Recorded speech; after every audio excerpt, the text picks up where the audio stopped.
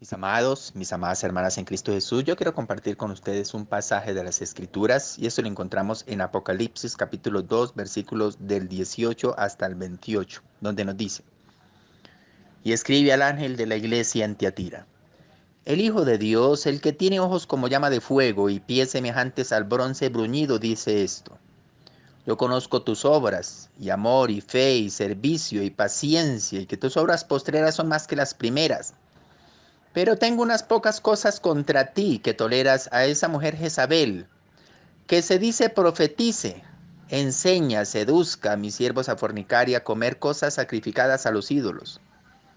Y le he dado tiempo para que se arrepienta, pero no quiere arrepentirse de su fornicación. He aquí yo la arrojo en cama y en gran tribulación a los que con ella adulteran, y no se arrepienten de las obras de ella. Y a sus hijos heriré de muerte. Y todas las iglesias sabrán que yo soy el que escudriña la mente y el corazón, y os daré a cada uno según vuestras obras. Pero a vosotros y a los demás que están en Tiatira, a cuantos no tienen esa doctrina y no han conocido lo que ellos llaman las profundidades de Satanás, yo os digo, no os impondré otra carga. Pero lo que tenéis, retenedlo hasta que yo venga. Al que venciere y guardare mis obras hasta el fin, yo le daré autoridad sobre las naciones, y las regirá con vara de hierro, y serán quebrantadas como vaso de alfarero, como yo también la he recibido de mi Padre, y le daré la estrella de la mañana. El que tiene oído, oiga lo que el Espíritu dice a las iglesias. Esta escritura hecha por el apóstol Juan, precisamente inspirado por el Espíritu de Dios por medio del ángel que estaba al lado de él.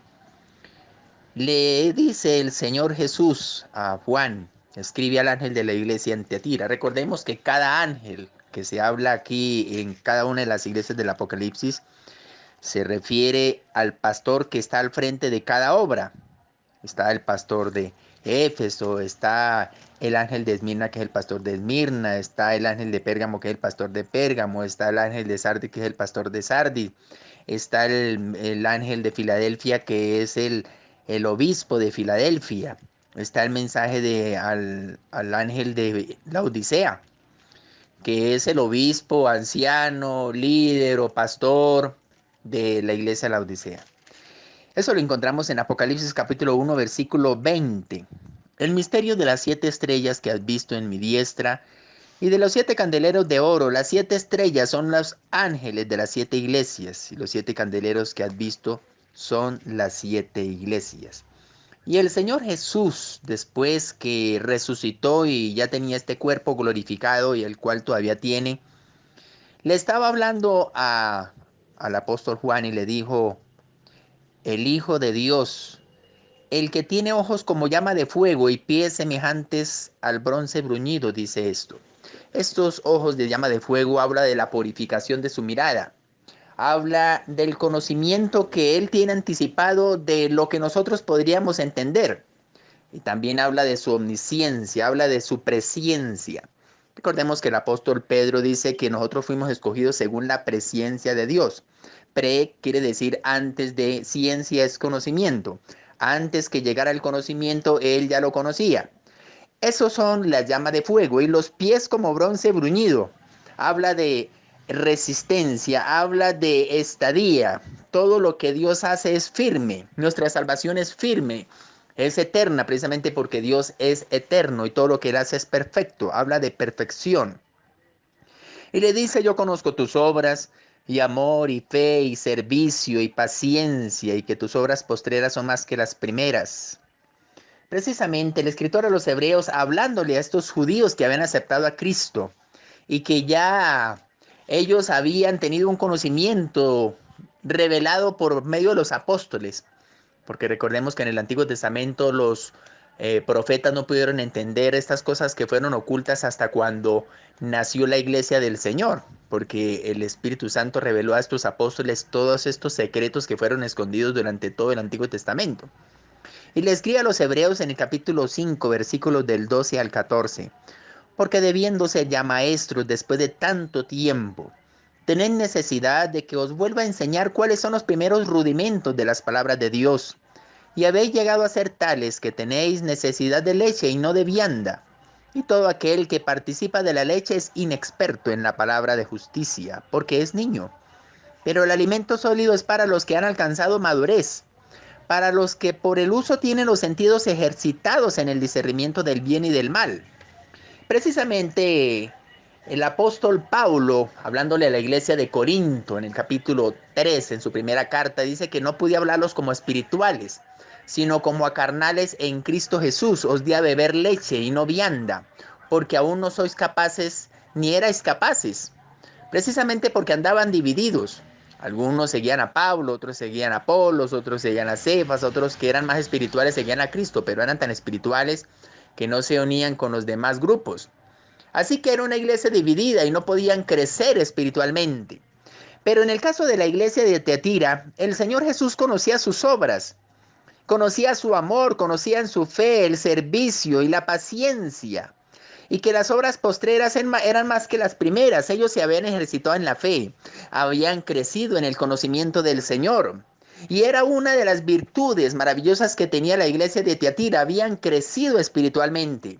Qué maravilloso es ver que cuando se abre un local para que la palabra de Dios sea predicada, y cada día se vayan añadiendo más personas, pero no solamente van creciendo en número, sino que van creciendo en el temor de Dios, van creciendo en la palabra, creciendo en el conocimiento, y viene siendo una iglesia sólida en un futuro.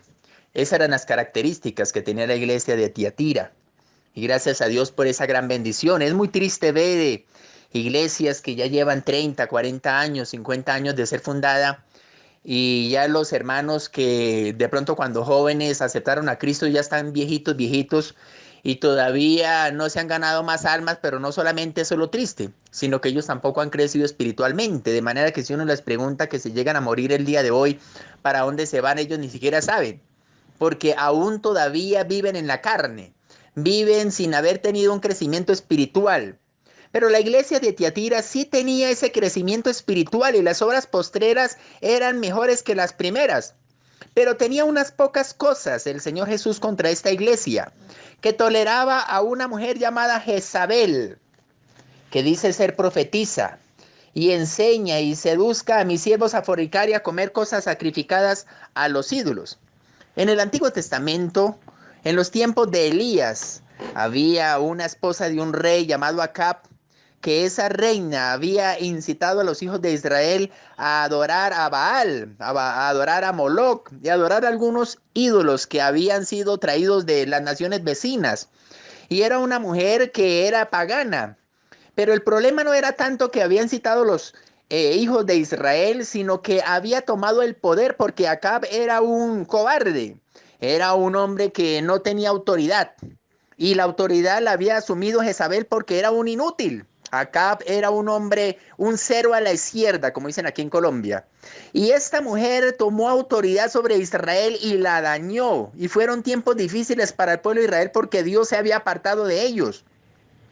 Este espíritu de Jezabel había llegado a la iglesia de Tiatira. Esta iglesia de Tiatira, que las obras postreras eran más que las primeras, estaban siendo dañadas por una mujer que decía ser profetisa. En estos tiempos hay muchos falsos pastores, hay falsos maestros, hay falsos profetas, hay falsos apóstoles. Precisamente el apóstol Pedro en su segunda carta, hablando de los falsos maestros y pastores, dice que en los últimos tiempos se levantarán falsos maestros, así como en el Antiguo Testamento se levantaron falsos profetas y engañarán a muchos. Y por avaricia harán mercadería vosotros con palabras fingidas. De los tales ya la condenación no se tarda y su perdición no se duerme. Pero ¿por qué no se tarda y su perdición no se duerme esa condenación? Precisamente porque no son salvos. Aquella persona que dice amar a Dios, pero en realidad lo único que quiere es ganar dinero, y en lugar de montar una fábrica, más bien monta una iglesia porque tiene mejores ganancias. Es una persona que no es salva y tarde o temprano va a salir a la luz lo que en realidad es esa persona. Esa persona no tiene el temor de Dios porque no tiene el Espíritu Santo de Dios. Lo que impide que una persona sea ladrona es precisamente porque tiene el Espíritu de Dios. El Espíritu de Dios es el que nos frena, el que nos impide hacer las cosas mal. El que tiene la naturaleza de Cristo simplemente es una persona nueva. Dice el apóstol Pablo, el que está en Cristo nueva criatura es. Las cosas viejas pasaron y aquí todas son hechas nuevas. El que está en Cristo ya ha nacido de nuevo, es una nueva criatura. Precisamente Nicodemo, cuando vino Jesús de noche, le dijo: Rabí, sabemos que tú has venido de Dios como maestro, porque nadie puede hacer estas señales que tú haces si Dios no está con él. Y el Señor le dijo: de cierto te digo que si no naces de nuevo no puede ver el reino de Dios. Y ya en el versículo 5 vuelve y le reitera: de cierto te digo que si no naces de nuevo no puedes entrar en el reino de Dios. Y para poder ver o para poder entrar en el reino de Dios hay que nacer de nuevo. Y esta Jezabel que decía ser profetisa era una mujer condenada. Era una mujer que estaba pervertida. Y aunque existía en la iglesia, seducía a los siervos a fornicar y a comer cosas sacrificadas a los ídolos. Había una costumbre allí en la ciudad de Tiatira. Había una reina, precisamente en la ciudad de Éfeso, que se llamaba Diana de los Efesios. Pero esa ídola o esa muñeca había sido sacada de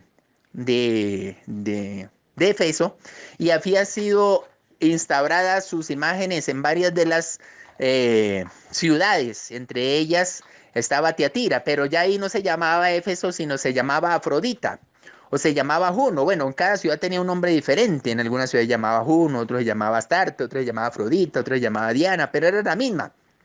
Era la misma Semiramis, la mamá de Tamus. Pero resulta que la adoraban y era el dios de la fertilidad, la diosa del amor.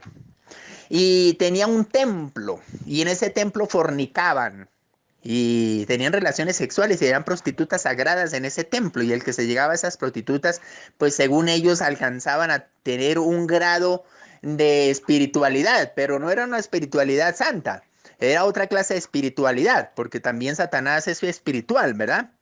Así que esta mujer, introducida ahí en la iglesia, era una infiltrada, le estaba insinuando a los que ya eran salvos a fornicar y a comer cosas sacrificadas a los ídolos. Y dice el Señor: y le he dado tiempo para que se arrepienta, pero no quiere arrepentirse de su fornicación. He aquí yo la arrojo en cama y en gran tribulación a los que con ella adulteran y no se arrepienten de las obras de ella. Y sus hijos heriré de muerte.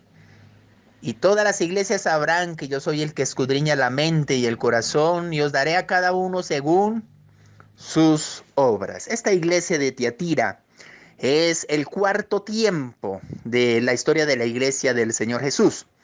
Cada iglesia del Apocalipsis está señalando un tiempo por el cual la iglesia del Señor Jesús iba a pasar.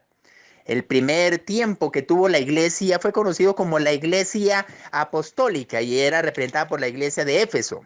Después llegó el tiempo de la iglesia perseguida, fue del siglo II hasta el siglo IV y era la iglesia de Esmirna. Después llegó el tiempo de la iglesia de Pérgamo y era conocido como la iglesia imperial en el siglo IV, cuando Constantino I unió el Estado con la iglesia y la paganizó.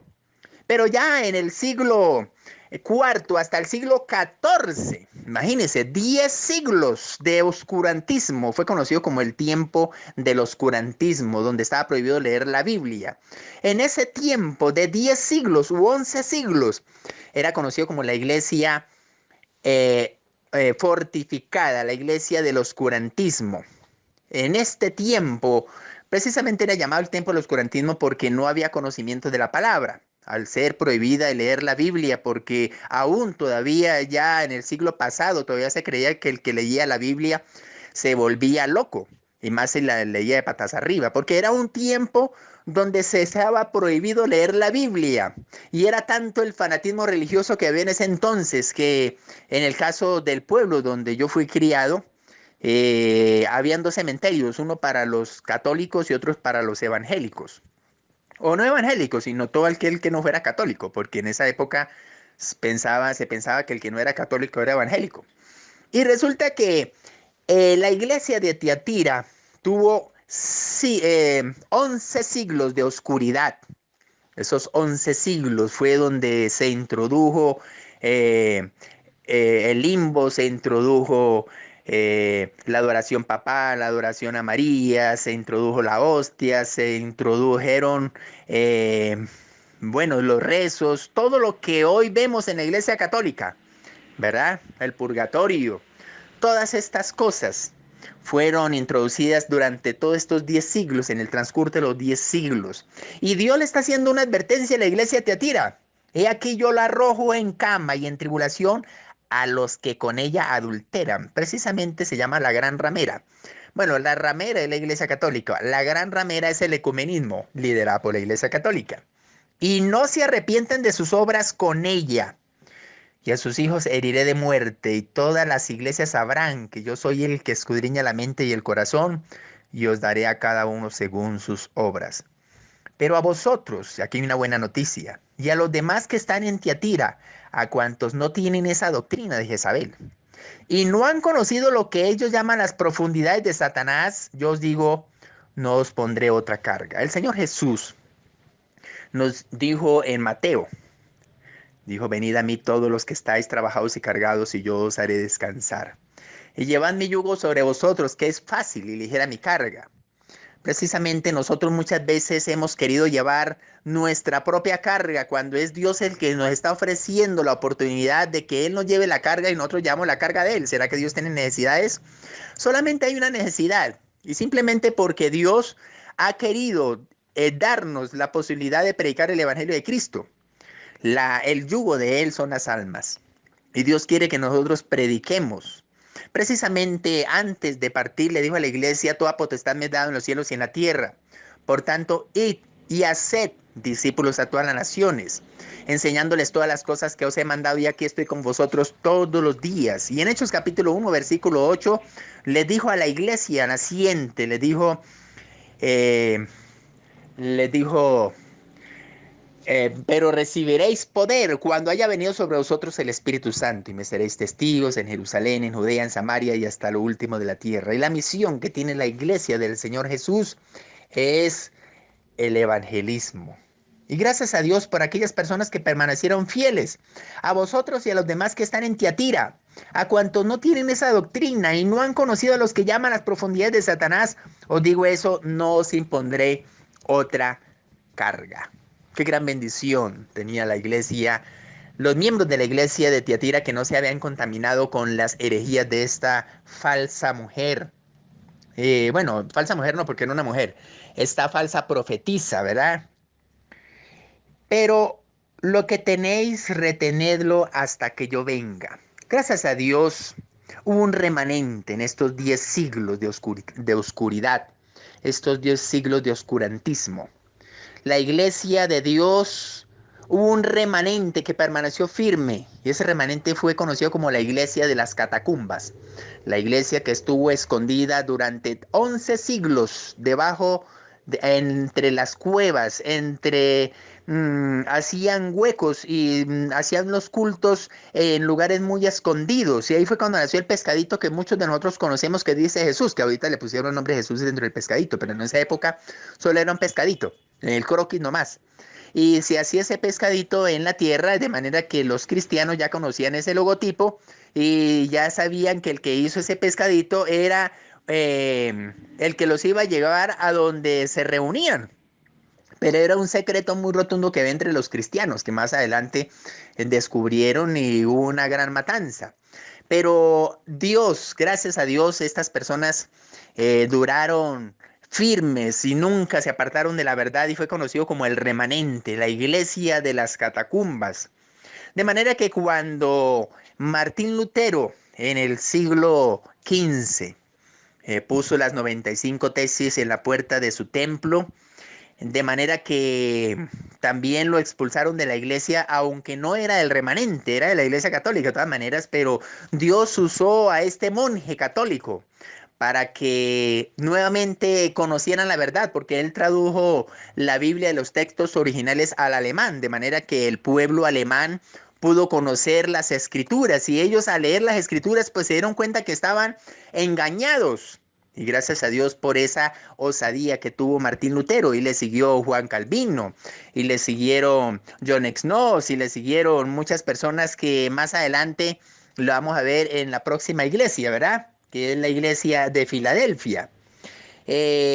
Gracias a Dios por esta remanente que permaneció Cumpliéndose la profecía, vendrán los ríos, soplarán los vientos y darán contra aquella casa, pero permanecerá, porque está fundada sobre la roca. Precisamente en Mateo capítulo 16, versículo 18, cuando el Señor Jesús le dijo a Pedro, yo te digo que tú eres Petros,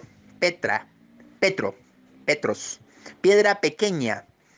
Yo te digo que sobre esta Petra, piedra grande, edificaré mi iglesia y las puertas del Hades no prevalecerán contra la iglesia, contra ella. Fue precisamente porque Dios ha prometido estar con la iglesia y ha cumplido. La iglesia de Dios ha permanecido hasta el día de hoy, sencillamente por la promesa que el Señor Jesús le dio a la iglesia. Gloria al Señor. Al que venciere y guardare mis obras hasta el fin, yo le daré autoridad sobre las naciones. El apóstol Juan, en la primera carta del apóstol Juan, en capítulo 5, versículos 4 y 5, dice, ¿quién es el que vence al mundo? Sino el que cree que Jesús es el Hijo de Dios. Dice, al que venciere venciere y guardare mis obras hasta el fin, yo le daré autoridad sobre las naciones. Precisamente en el Salmo 2 hay una profecía sobre el Mesías, el reino ungido de Jehová.